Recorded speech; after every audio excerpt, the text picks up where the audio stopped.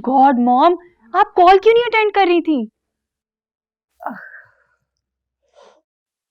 अरे कैसी है तानिया आप? अल्लाह का शुक्र है कि क्रिटिकल कंडीशन से तो बाहर निकल आई है, वरना बीजी आपने और आपके पोते ने हमें बेइज्जत कराने में कोई कसर नहीं छोड़ी थी। क्या बात कर रही हो तुम बीजी को कसूरवार क्यों ठहरा रही हो? Ghaznfar, there is a reason for that. वैसे बीजी, आज जरा खुल के मुझे एक बात समझा दे, आपको प्रॉब्लम क्या है? क्यों आप जावियार को वरगलाती रहती हैं तानिया के खिलाफ? अगर देखे पुरानी कोई दुश्मनी है तो बता दें आज। मैं क्यों दुश्मनी करने लगी उससे भला? अरे जावियार जो है वो कोई बच्चा तो नहीं है जो मेरे कहने से किसी को रिजेक्ट कर देगा। समझदार है, पढ़ा लिखा है, अपने फैसले खुद करता है वो। और ये जो उस बच्ची का एक्सीडेंट हुआ है, ये हमने गाड़ी भेजी थी क्या कि जाके उसको टक्कर मारे? स्टॉप इट गाइस, आप लोगों की बात बात पे क्यों आर्ग्यूमेंट शुरू हो जाती है? मॉम, जावेर भाई कहाँ हैं? हॉस्पिटल में है। दुर्दाना अकेली थी वहां, हर चीज के लिए भाग दौड़ करने के लिए उसी को जाना आना पड़ता था, तो मैंने कहा मैं रुक जाती हूँ। जाविया ने कहा कि आप घर जाएं, थकी हुई होंगी, मैं देख लूंगा। सो जावियार हॉस्पिटल में रुक रहा है तानिया की केयर करने के लिए। अनबिलीवेबल। इस बॉय की मुझे कुछ समझ नहीं आती, कहता कुछ है और करता कुछ।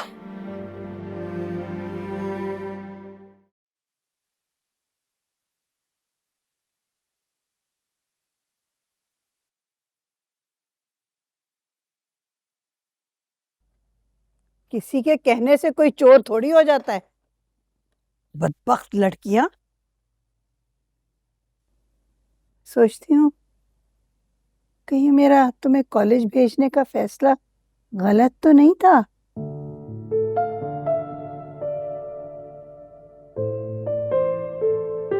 आपका फैसला गलत नहीं था दादी। वो लड़कियां मेरे साथ गलत कर रही थी। मेरी दोस्त ने क्या लफ्ज बताया था? रैगिंग। रैगिंग हर कॉलेज में होती है, नए स्टूडेंटों के साथ करते हैं। अब लेकिन मुझे ये आदत डालनी होगी, थोड़ी सी हिम्मत पकड़नी पड़ेगी। मुझे ये सब सीखना होगा। लेकिन मैं कॉलेज जाऊंगी, मैं कॉलेज जरूर जाऊंगी। अब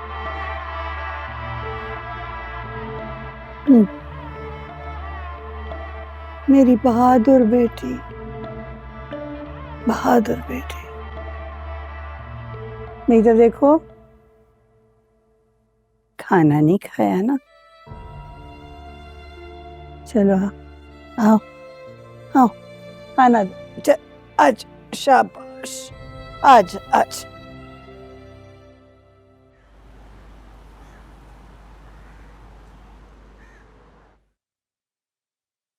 तुम्हें क्या लगता है, तुम्हारे एक्सीडेंट का सुनकर उसका दिल पिघल गया होगा और वो आकर तुम्हारे कदमों में बैठ जाएगा? ये तुम्हारी भूल है। इतने दिन हो गए हैं तुम्हें हॉस्पिटल से डिस्चार्ज हुए हुए, ना उसने एक चक्कर लगाया और ना ही एक कॉल तक की।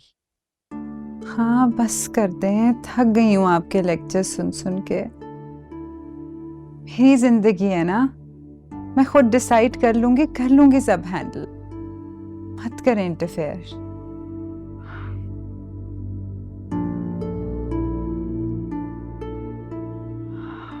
माँ हूं तुम्हारी, बचपन से लेकर अब तक तुम्हारी हर ख्वाहिश पूरी की है, प्रोटेक्ट किया है तुम्हें, दुनिया की सारी खुशियां लाके तुम्हारे कदमों में डाल दी एज अ सिंगल मदर।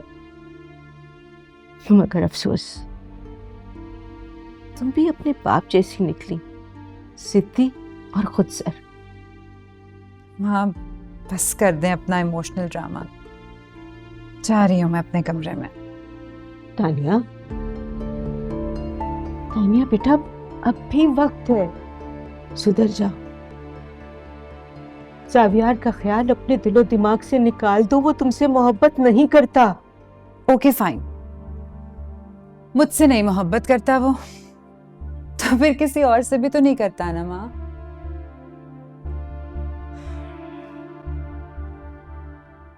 इधर देखो, ये तुम कैसे कह सकती हो इतने यकीन से?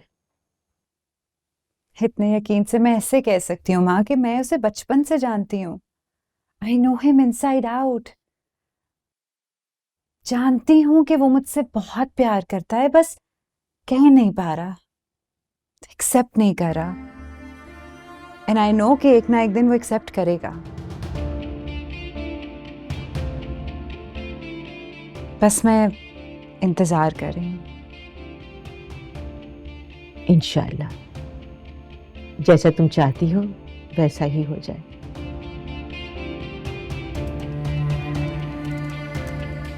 नाश्ता करोगी ना?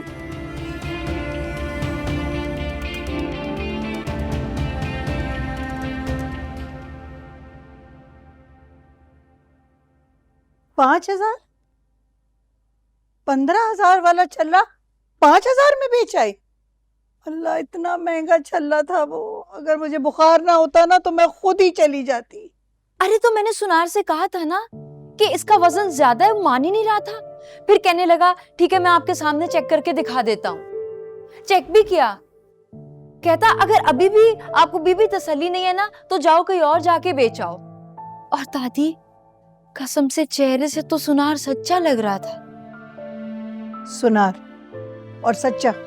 हाँ ना, मुझे कहने लगा कि इसमें सोना कम और मिलावट ज्यादा है। हाय अल्लाह, उसने कहा और तुमने मान लिया? दादी दादी पता नहीं क्यों ये हर बार मेरे साथ ही ऐसा क्यों होता है। मैं क्यों मान जाती हूँ लोगों की बात। इतनी भोली और मासूम क्यों हो तुम? इतनी जल्दी लोगों की बातों में क्यों आ जाती हो? आखिर ससुराल जाके क्या करोगी शादी के बाद? शादी करना जरूरी होता है क्या? नहीं। अच्छा माफ कर देना। देखे मैं अपने कान पकड़ लेती हूँ। माफ नहीं करेंगी तो मैं गुदगुदी करूंगी। माफ कर।